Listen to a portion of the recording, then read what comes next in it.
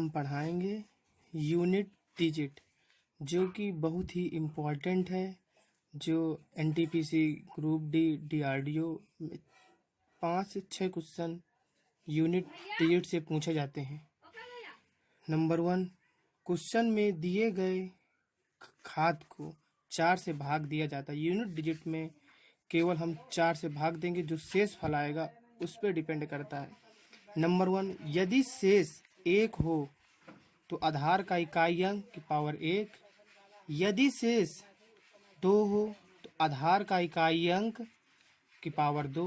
यदि शेष 3 हो तो आधार का इकाई अंक की पावर 3 हो जाएगी। यदि शेष 0 तो आधार का इकाई अंक की पावर 4। यदि अगर हम यहाँ पर शेष 4 आ जाता तो फिर 4 से डिवाइड कर देते, इसलिए यहाँ पर जब चौथे नंबर में यदि शेष 0 हो तो आधार का इकाई अंक की पावर 4। जैसा कि हम एक एग्जाम्पल देखेंगे पहले। जैसे लिखा है 142 की पावर 151 का इकाई अंक, मतलब यूनिट डिजिट हमें ज्ञात करना है। अब देखिए क्या है, 151 है, इस पर हमने 4 का भाग दिया तो शेष फल कितना आएगा 3। तो का आधार का इकाई अंक, तो आधार इसमें ये है और इकाई दहाई सैकड़ा ये होता, तो इकाई अंक ये हो गया और आधार पूरा ये है। 3 यहाँ पर शेष फल था, वो 3 शेष फल आएगा। तो अब देखिए ये है इकाई का अंक, इकाई की पावर 3 आया तो 3। ये देखिए आधार का इकाई अंक की पावर 3। अगर 3 शेष फल आ गया, ये देखिए 3 शेष फल आएगा तो आधार का इकाई अंक की पावर 3, तो आधार का इकाई अंक 2, 2 की पावर 3 तो आएगा 9। अगला सवाल देख लेंगे, इसमें हम 4 से भाग देंगे, शेष 2 आएगा। फिर कहा है इकाई का अंक, इकाई का अंक इसमें 3 है, अब यहाँ शेष फल 2 आया तो शेष 2 आए तो आधार का इकाई अंक की पावर 2 हो जाता है। तो इसमें क्या हो जाएगा 3 की पावर 3 का स्क्वायर हो जाएगा, 3 का स्क्वायर 9।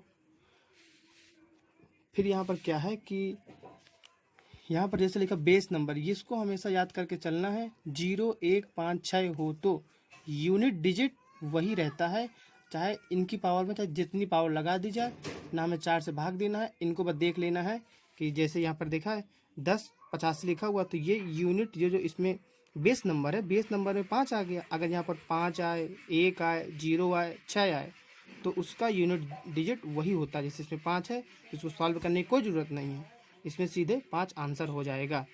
और इसमें देखें जैसे इसमें दिखा 1000, इसमें भी 0 आ गया लास्ट में, तो हमने क्या कहा था 0, 1, 5, 6 आए तो उसका यूनिट डिजिट वही होता है, इसमें भी 0 आंसर हो गया।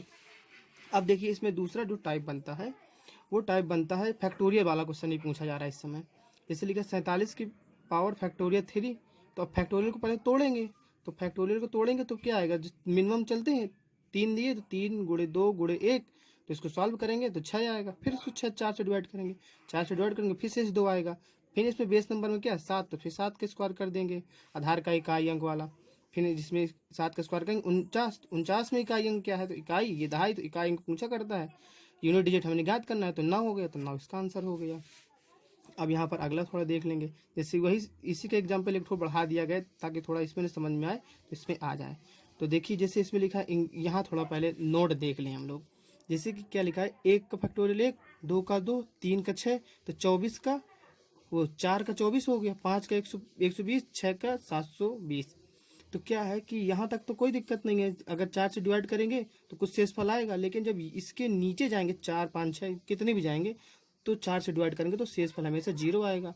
अगर शेष फल 0 आता है, शेष फल 0 आता है तो आधार का इकाई अंक की पावर 4 होता है। तो अब इसलिए हम लोगों ने एक क्वेश्चन और बना लिया यहाँ पर 63 की पावर फैक्टोरियल 51। अब 51 आ गई। अब हमें पता है कि अगर 3 से ज़्यादा फैक्टोरियल है तो उसका जो मान होगा, उसका मान मतलब शेष फल में 0 आएगा।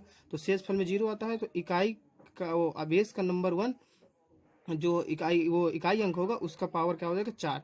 तो देखिए इसमें 3 की पावर 4 का मान 81 आएगा, तो 81 में इकाई अंक क्या हो जाएगा 1, तो ये हमारा क्या हो गया, ये हमारा आंसर हो गया।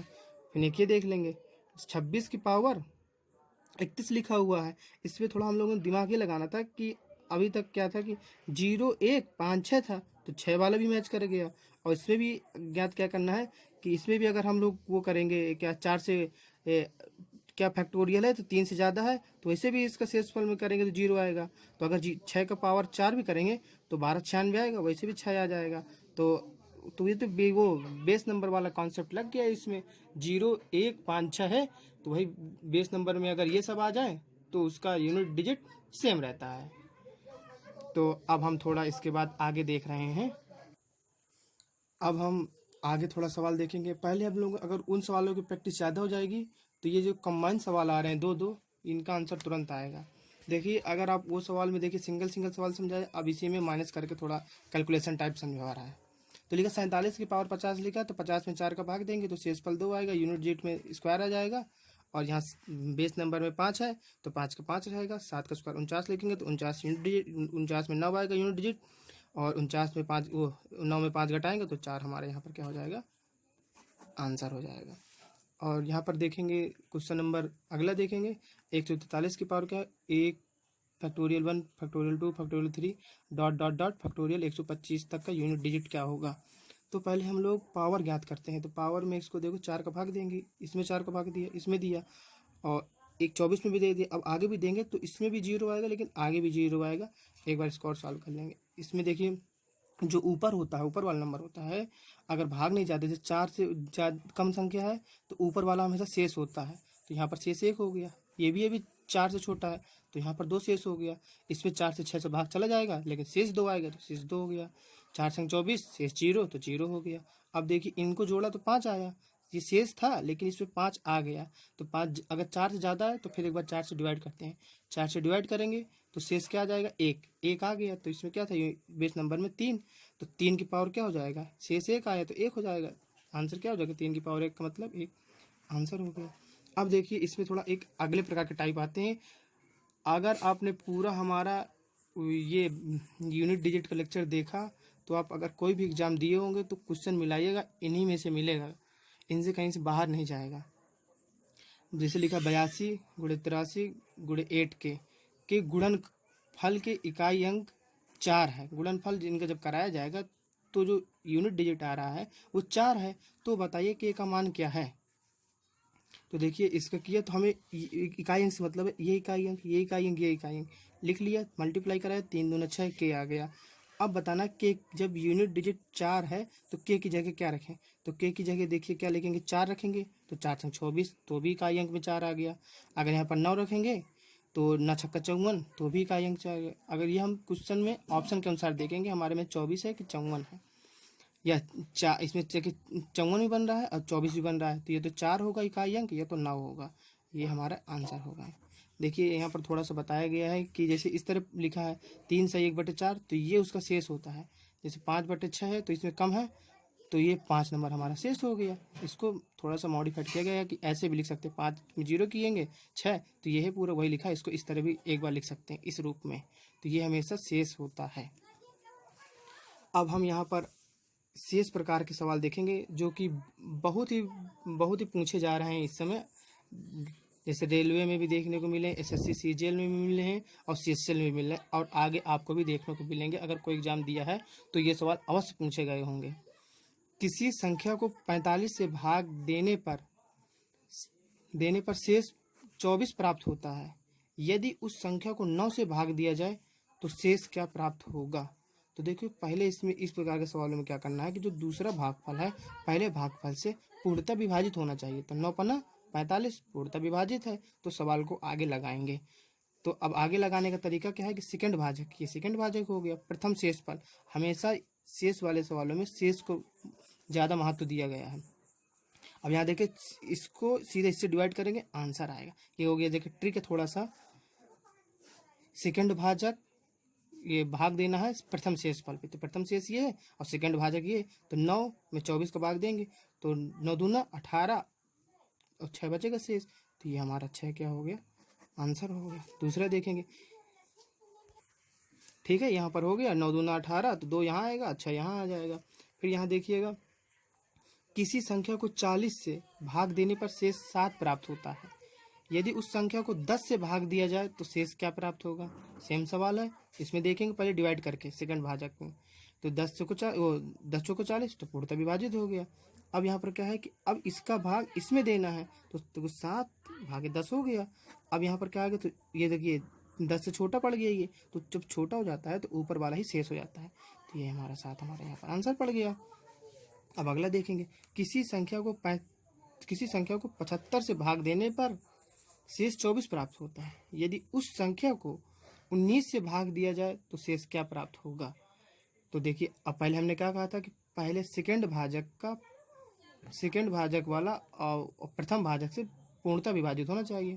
तो 19 चौको 76 होता है, तो यहाँ पर तो विभाजित है नहीं, 75 है, तो इसलिए इसका आंसर सी एंड डी हो जाएगा। तो मतलब तय नहीं किया जा सकता। अब थोड़ा इसी टाइप के सवाल एक दो और देखेंगे।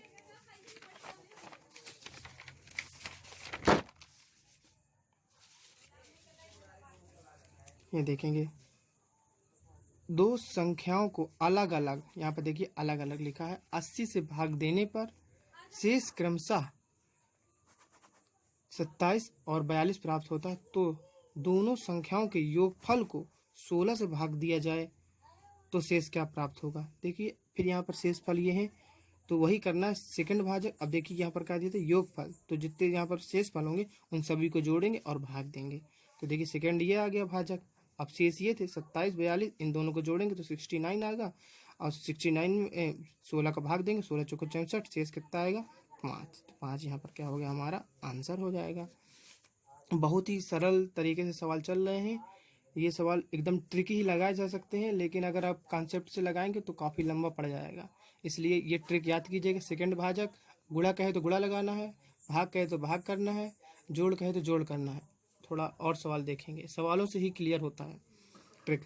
देखिए, दोनों संख्याओं को अलग अलग 120 से भाग देने पर शेष 18 35 प्राप्त होता है।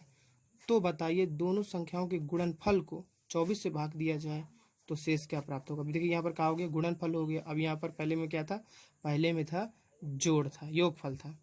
अब यहाँ पर क्या हो गया, गुणनफल हो गया। तो कुछ नहीं है, सेकंड भाजक वही है, गुणनफल में गुणे का चिन्ह लग जाएगा। तो देखिए, शेष से पूरा दिमाग चलता है। शेष है, शेष का गुणा कराएंगे, जो आएगा उसमें 24 का भाग देंगे, शेष निकल आएगा।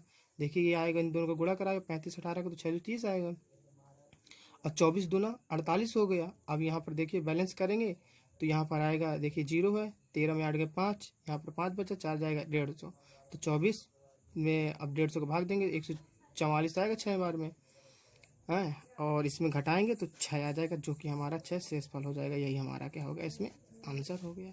अब अगला टाइप देखेंगे, किसी संख्या को 24 से भाग देने पर शेष 15 प्राप्त होता है।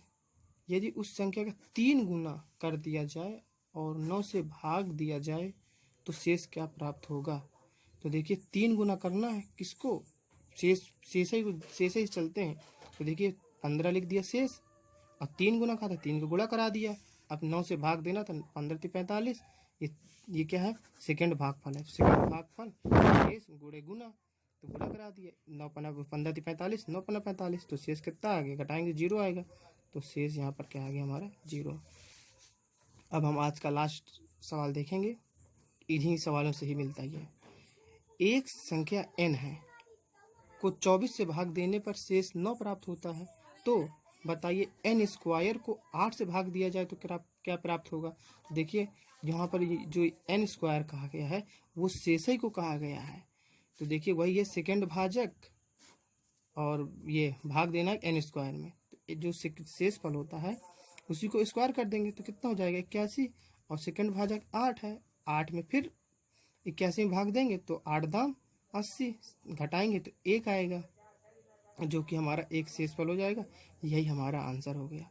अब हम नंबर सिस्टम का ये दूसरा लेक्चर था, अब हम इसके आगे कल बताएंगे, जो कि बहुत ही इम्पॉर्टेंट है। कल का लेक्चर अवश्य देखिएगा। अगर हमारी वीडियो अच्छी लगी हो तो शेयर एंड सब्सक्राइब